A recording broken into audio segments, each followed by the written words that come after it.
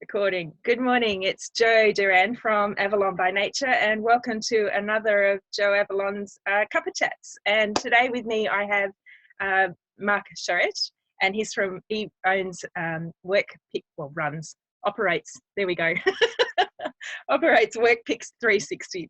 It's a very fly by the seat of my own pants, Marc.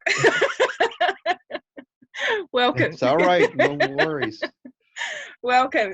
We met a few years ago, didn't we, when I had my shop in the entrance, and you came round and said, what can I do? What can I do to help you with your business in terms of being found? So do you want to tell me a little bit more about what you do? Sure, great. Yep. Yeah, the primary the work I do is helping local businesses get found in local search. And what happens in a lot of cases is that a business will set up, and you would have done that when you set up your retail shop. Yep. You make sure that you've got your listing on Google Maps, or it might already be there and you didn't even know it was there, and you think, okay, it's done. Or you create a Facebook page. We do these things as a business. If you're really not, if technology and being web savvy wasn't really what your business was about in the first place. Yeah. But eventually you get to that point where it can get a little bit messy out there. There's an awful lot of places where a business could be listed, and there's a lot of ways of showing off what your business can look like. And the problem then becomes is, how do you make sure that that's actually getting in front of the right eyeballs and in front of the right people who are your most likely best next client? Yeah. And so I help businesses make sure of that.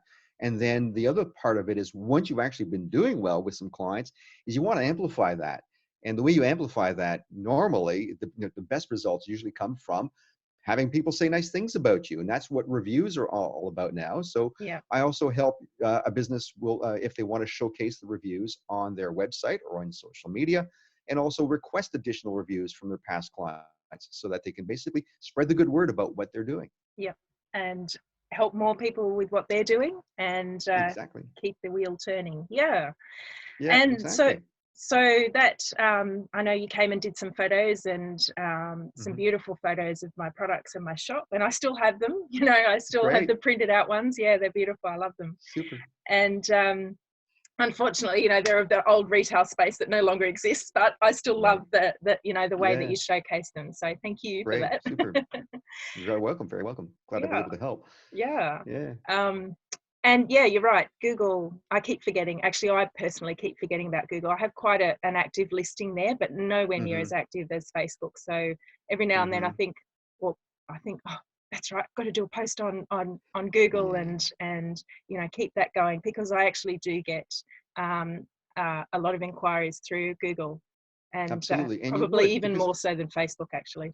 Yeah. And this is the interesting thing that you're bringing up. And I think it's one of those misunderstandings a lot of businesses have, because it's so easy to become personally engaged to post on Facebook, because we're there because of the personal social side of things, right? Yeah.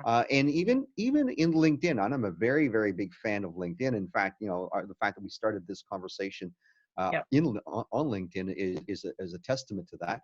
Yeah. I believe that those social platforms are excellent places to start the conversation, to connect, because that's what they are. They're social platforms.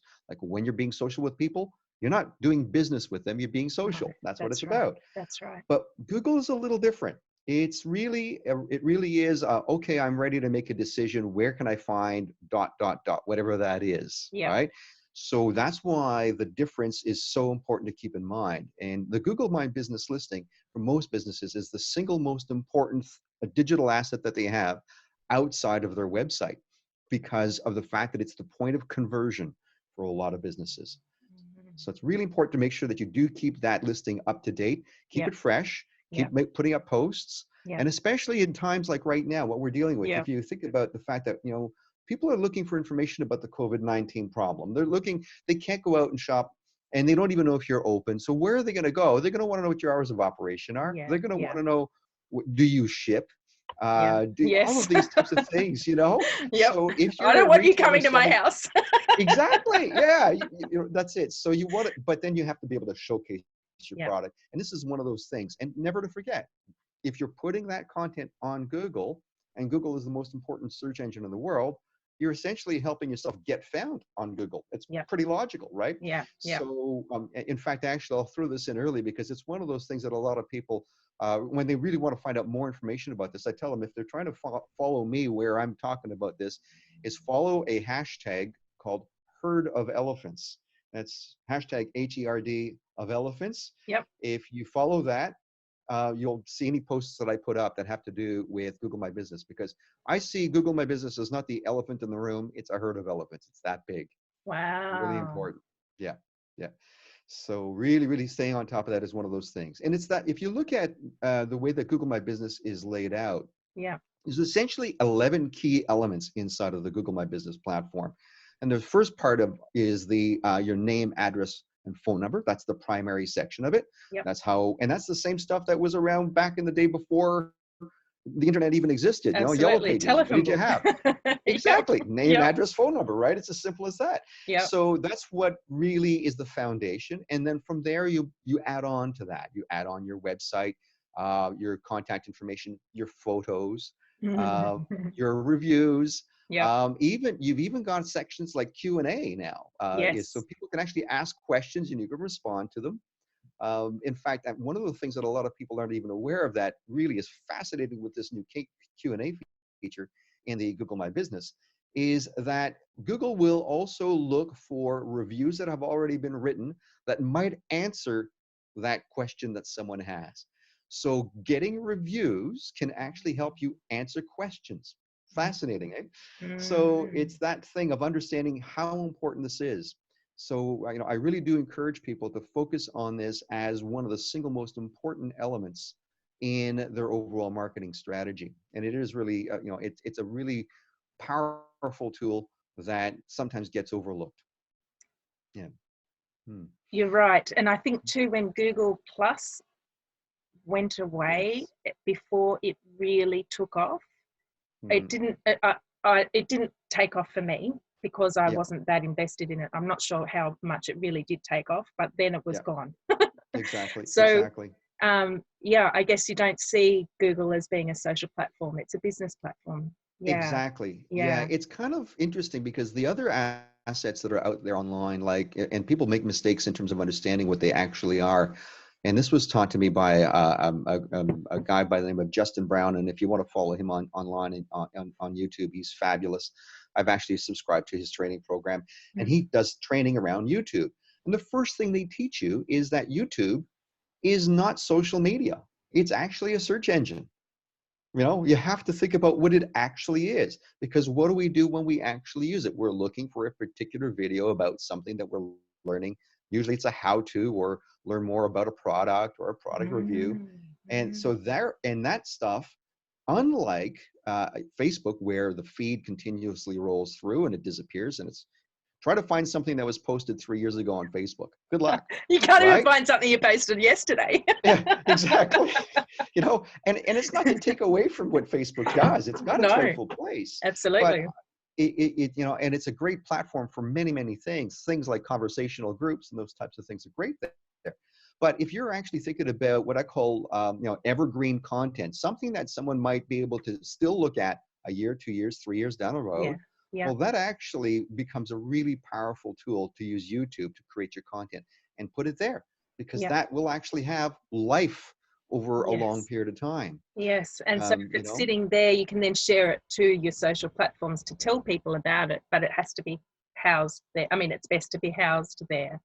That's exactly it. Exactly it. So really, when I look at the marketing strategies that I help businesses with, it's about being far more holistic and taking a few steps back and saying, okay, what exactly do you want to accomplish? Are you just trying to sell a few products today because you need a cash flow problem to be solved, which right now with the coronavirus, that's probably what a lot of people are panicking about. It's just cash flow, right? Absolutely. Yeah. But it's at the same time is that if you're not busy selling something right now, then you might want to seriously think about more of a long game approach towards what kind of content you can create that will actually help you position yourself once we get to the other side of this challenge, right? And that's where YouTube, this is like what we're doing right now as a conversation. these types of conversations will have a lot of life. You know, what I'm sharing with you right now is not likely going to change in terms of its importance or value a year, 2 years, 3 years, even 5 years down the road. The principles will be the same. We might use different technology, but really the principles won't change, right? So it's a good message to have, and that's why I say, before you make a decision in business when it comes to marketing, take a step back and say, okay, what am I really trying to accomplish?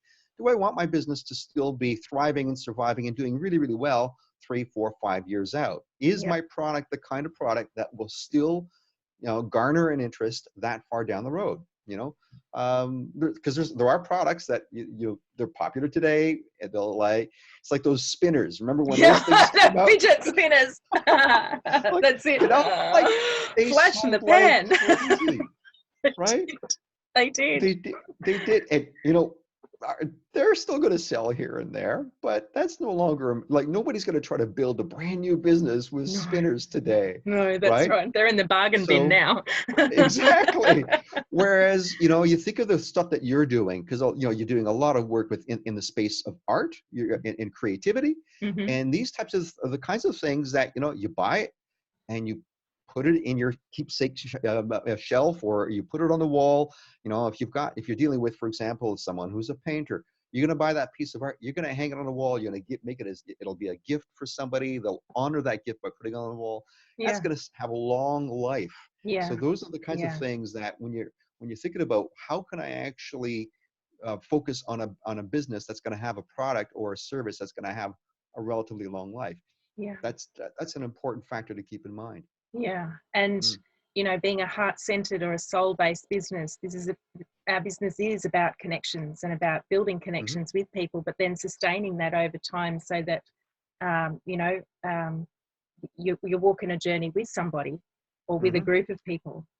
That's right. Supplementing it with products that may or may not run out. You might have some things like incense. Everyone needs incense all the time, and some people they'll buy a book, and that book will last them for a while. So it does my business does have the renewable stuff plus the stuff that lasts a long time, but it's the relationship along the way actually that is the glue that holds it all together, and I think that is the long-term stuff. And that's so true. And so I guess go on. Yeah, I was just thinking about some of the, I could just imagine, and whether they purchased something from you, someone would have purchased something from the store that you had at the entrance, or even now, now they're purchasing something now, and they will actually, they will give that as a gift to someone, as an example. Often it's gifted things, right? And that product will sit on a shelf. That gift will sit on someone's shelf, and it'll remind them of that relationship. It might be that one thing that makes someone go, you know what? I should pick up the phone and call them and say, how you doing? That kind of thing. So those are those things that keep people connected. And people forget that that's what those items, those articles that sometimes seem, not that important in the greater scheme of things. Well, they might actually have a totally different meaning if you look at them in that way. They become actually practical. That is so true. Because, in times like these, a bit of anxiety does come up. I think, gosh, I'm not an essential item. I'm not bread, cheese, and eggs. Yeah, exactly. Toilet paper. I promised I wasn't going to talk that word. But that's going to be a swear word. That's it, the new TP word. But you're right. Could they be the things that keep people connected because it's a visual reminder? That's right. I must call. I would love to connect with that person again. I haven't talked to them for a while. Yeah, that's such a good point. Exactly. Such a good connection to make. So that, that keeps me going, that reminder. And, I hear that from other people as well, that keeps me going. So absolutely. Thank you. Exactly. That's a very important factor to keep in mind. That's why when I look at the work, when I do product photography, just some people go, geez, isn't that really boring taking pictures of products? And I go, well, I suppose you could think that it is, but if I actually think again about the long game, I think about, all right, so I've taken a picture of a product, that product gets purchased by someone, right? Then it gets given to someone, and that actually creates a connection between these people. So somewhere out there, I might have taken a picture of a coffee cup. Who knows? It might not be anything special, right?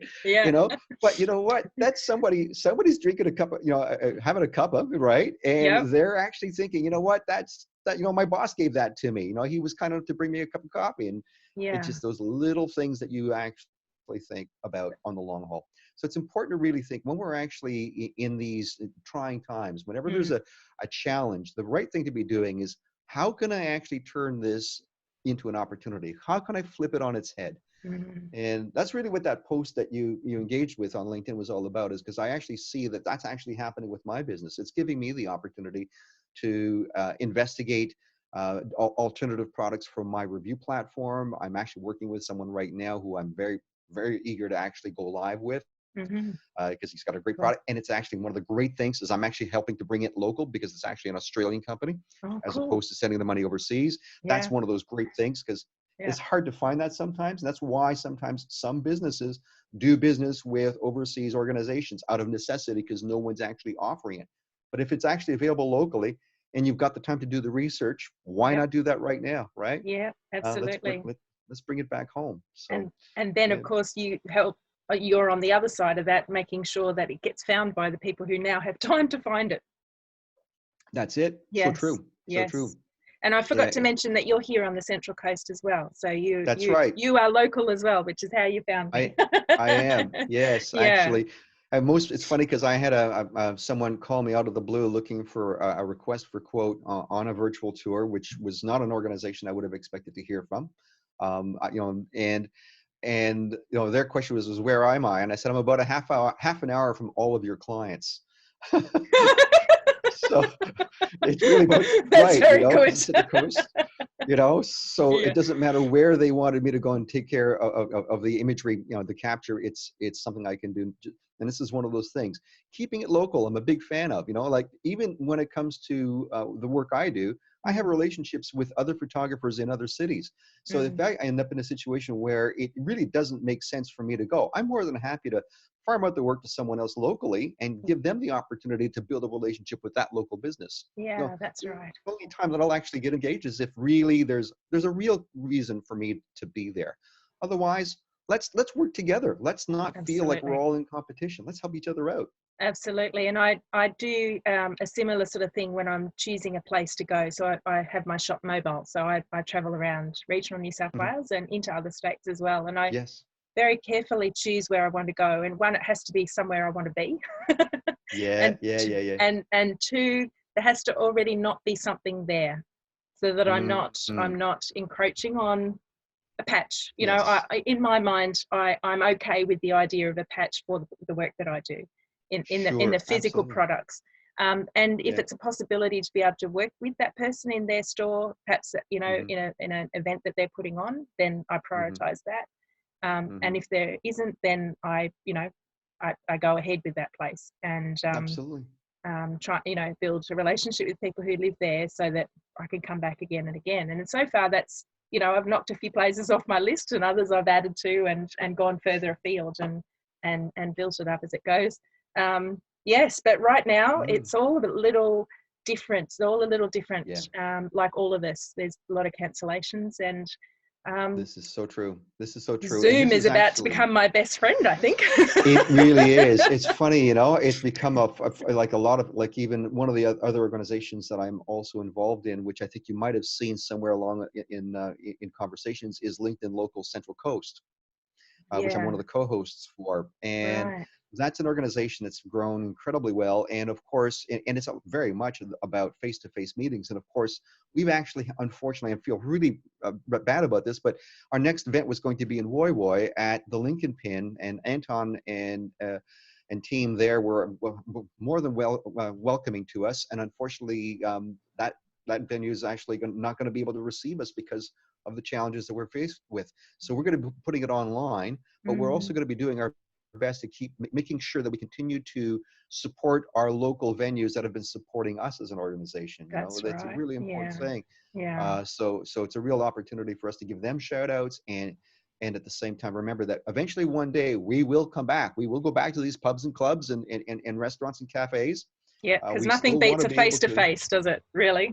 Absolutely. There's nothing like it. That's where you really get an opportunity to build trust, which is what LinkedIn Local is all about. It's really an opportunity to meet someone on several occasions so you can go, all right, yeah, this is someone I can do business with on a long-term basis. Yeah. So for the vast majority of us, when we're doing business, we tend to need whatever it is that we are going to be buying or doing or subscribing to on an ongoing business, because business is about cash flow. It really is in the end, Yeah. right? Yeah. So whether it be a supply chain or it be it could be, for example, cleaning services, it could be all kinds of different things that you Yeah. need, but it's Yeah. an ongoing thing. Yeah. So it's important to have that trust and that relationship building opportunity.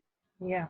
Mm-hmm. And yeah, so I think that's what, that underlines everything about business, between businesses, and also between our customers, is that building a trust, Mm-hmm. relationship, That's it. connection, It's so true. connections. It's Yeah. exactly it. So Yeah. this is where I really see the future now, with what this event has created, is that it's actually made us think a little differently. Yeah. It's funny because there's this lady who I've been in connection with on LinkedIn, Sandy Colombo. She's been absolutely fabulous at promoting a whole heap of other businesses. She's doing this. She is taking a real serious leadership role of saying, hey, look, there's people out there who can help you with your business. And it literally came right to a crazy idea. If she said, well, what about doing, like, because with me doing virtual tour photography, is there anything that you can do right now? I said, well, yeah, there's some virtual tours that I would be able to shoot now, but there's some businesses that might not be in a ready state for that photography. So we have to think in terms of really what's the right thing to do at this moment in time. And out of that came the opportunity of saying, well, what if somebody wanted to go on a holiday but couldn't go there? Well, could you actually just be their virtual person? A virtual So just take holiday. your phone and just have them say to you, can you turn to the left? I want to look in that store, Oh, okay. Do they actually take orders online? I'll just just put me on the phone with them and I'll give them my credit card number and I can buy. And you could literally be sort of like that, sort of that pseudo shopper, Well, that's personal shopping at its best, really, isn't it? You don't have to go and leave it all. No, right. Actually, I almost did that for someone here. One of the local ladies who messages me, late at night, do you have a crystal for such and such? And yeah, she's looking for a gift for her parents' anniversary. And I said, look, I actually, at low on stock at the moment, don't have any of that, but we can go to the Rocks Box in Warners Bay. I'm heading up that way. Do you want me to stop in for you? Exactly. She says, well, actually, that's a deadly shop, and me and the kids love that, so we're going up. So there you go. And balled that off. She was happy. She'll come back next time she needs something locally. Exactly. And, and that's exactly, I think, so here we are talking about new innovative ways to help people still be able to engage, still do business, and essentially keep the ball rolling. We will get past this. This too shall pass is a common phrase being used right now. Right. And it's so true. We will eventually get past this. And I think that what will end up happening is it will have fortified some of the skills that we really should have already been working on, but maybe just got maybe a little bit complacent, or possibly just too busy, which is not a bad thing if that's what it was. But hopefully focusing on more effectiveness at this point in time. Yes. There's busyness and there's effectiveness. There is. And I've got a foot in each camp. Well, most people do. You're not alone. So definitely, you never be too hard on yourself in that space. But that's right. The key here is obviously to take these opportunities as you have in requesting for us to have this chat, to say, all right, what else can we do? What can we learn from other people who might have some ideas that could be implemented? And that's essentially what I like to do. I really enjoy helping other businesses leverage technology in ways they may have not actually thought of, bridge that gap, simplify it. And, if they can do it themselves, happy to teach people on how they can do things for themselves. Because, like, for example, as one of the things people will say, well, I really can't afford all this, very expensive commercial photography. I go, well, yeah, okay, well, I appreciate that. But you know what? Let me show you how to take better pictures with your phone. Because I can't be there for you every single time, and that's okay. But I would rather people have that than turning to, less authentic methodologies, which is one of the worst things a business can do, is using stock imagery. I'm not a fan of stock images, unless you have no choice. Like if what you were going to be posting about was the Empire State Building in New York. Well, I'm not going to get on a plane to go all the way to New York, and I may not even be able to right now No, that's to take right. that photo, That's right? right. Yeah. Okay, so stock photos there, I'm okay with that. But Yeah. beyond that, really, we really should be thinking about making sure that we take our own pictures or engage professionals to help you do and create a better product. That's just it's going to end up helping your business an awful lot more in the end. Yeah. Yeah. Because you can say, oh, that one that you had in the photo, do you still have that one? That was such a good photo. I sold that product 5 times already. So when you're talking about a virtual tour, There when you you go. when you're There you talking go. about a virtual Right. tour, I know what that looks like, but maybe Mhm. some of my friends might not. Can you just do a quick introduction to a virtual tour? Sure, sure.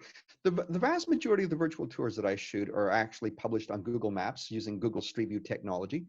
And virtual tour essentially is a number of fisheye photographs that are stitched together all the way around. So I end up usually taking 4 photographs all the way around and then using specialized software to essentially connect all those images to a spherical image. So that then that image, once it's posted, allows you to basically see everything from that field of view. As if you were standing there, you could look around absolutely everywhere and you would see everything Yeah. from that field of view. Yeah. What makes that 360 photo into a virtual tour is when you interconnect that image with the next image in the next walking distance field of view, so that you have multiple images, 1, 2, 3, 4, 5, however many you need. Like, for example, one of the larger virtual tours I've shot recently is the Crown Plaza in Terrigal Yeah. for their event spaces. And so you can imagine it's a large space, and they also have many different ways of displaying that space where Yeah. you can, the concertina walls you can separate for different size of events. So we shot those spaces over and over again with the different layouts so that you could actually see how you would actually use that space. So that's going to be a great marketing tool for them, especially right now, so that they can actually still promote the place even though people aren't able to come and see it in person. So that's Absolutely. what a virtual tour does. So the people who tend to benefit the absolute most in terms of hierarchy of value is basically any venue or location that if you saw what was on offer by being there in person, it would help you decide if it's the right thing for you. That's the first one. So Yeah. that's accommodation, event spaces, cafes and restaurants, that kind of thing. Next in line would be any organization that sells a product or service whereby the ambience and the products being inside or around them would help you an awful lot. So car dealerships are very popular with virtual tours. I actually have done the inside of a car, so you actually get to sit inside the car virtually. And retail shops like the one that you had, and those types of spaces are excellent places too. I've even done offices whereby, if you think about it, if you were a recruiting company, and you're actually trying to help show off a call center so that you can tell people this is the place that we're promoting for you to be able to work, the company would benefit from having a virtual tour of that call center office space so that from a recruiting perspective, they could show off what the place actually looks like. So that would encourage people to go, all right, yeah, I think I could work there. Yeah. So anytime you could think of there's a benefit to seeing it, then chances are there's a benefit to having a virtual tour. Right. Awesome. Awesome. Yeah. That's pretty well what it is, Yeah. And it's interesting because now, like, a lot of people will also say, well, I get asked all the time, and do you do real estate? And up until very recently, I've not done any real estate spaces other than for architects who had really bespoke houses that they wanted shot, and we did virtual tours of those for showcasing that. Absolutely. But I can see now that the real estate industry is going to be taking this up en masse. It's going to go really big because they aren't going to be able to show around. They're not going to be able to have open houses. So virtual tour open houses is going to become a very big thing. It already exists. It's very popular in the States already, but you just watch this space. I think it's going to get very busy with that here on the Central Coast and in Australia. So it's one of those things where, to be able to buy a house, you probably want to go look at it. And if you can't go look at it, the next best thing is not just simple imagery, but 360 imagery that you can really feel like you're there, you know?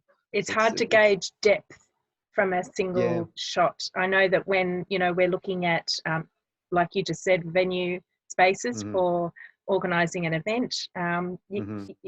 there's no way, even just showing off my new showroom, to Mm-hmm. sort of say, hey, look, I'm moving into a new space, it's bigger. Well, how can you Yeah. tell? Because, from this angle, it looks like this, and that angle, I can't quite smash myself against the corner Exactly. to get That's the right. view.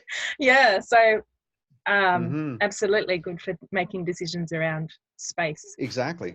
You know, in the world of real estate photography, for example, one of the things that's commonly used as a means of really capturing a room is you take the camera and you put it in the furthest corner you can, and you take a wide angle lens, and it does distort the room a bit, and that's okay. Most people are getting used to the idea that the room is a bit distorted, but that's the only way you can see the room completely. But just imagine if you're able to stand a little bit further away from the wall, like a normal human being would, you're just against the Smushed wall, against the wall.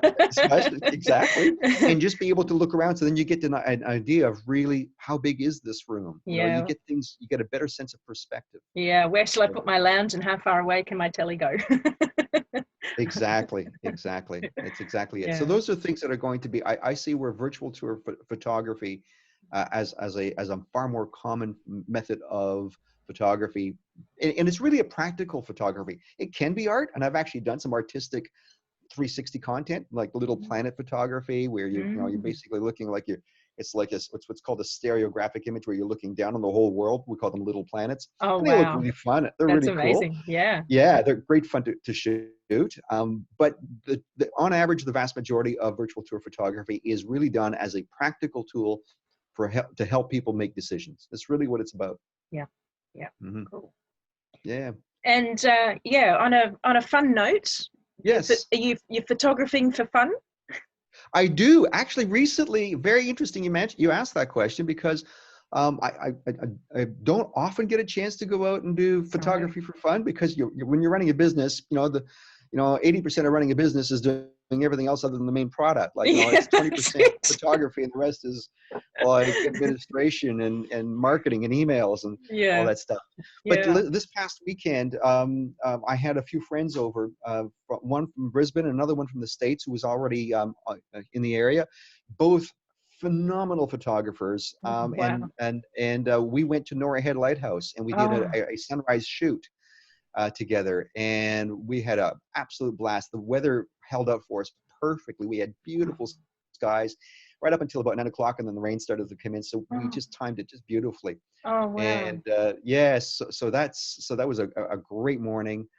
So great shout out to those guys. Now, Craig Stampley is a photographer up in Brisbane. If you ever want to see some phenomenal underwater photography, he actually does basically like people dancing underwater. It's just amazing, fabulous photography.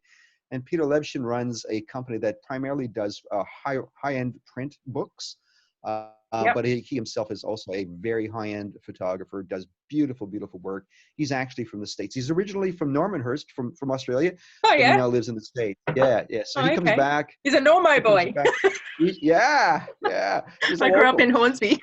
Did you? Well, there you go. See? Yes. So it was great to be able to have them around, and we had an absolute blast, spending a bit of time together, because we do hang out online on a regular basis. We know each other via a program called This Week in Photo. It's a bunch of photographers worldwide that essentially participate on an online chat once a week, and for us to actually meet in person was such a great opportunity. So cool. It's good fun. Oh, cool. Yeah.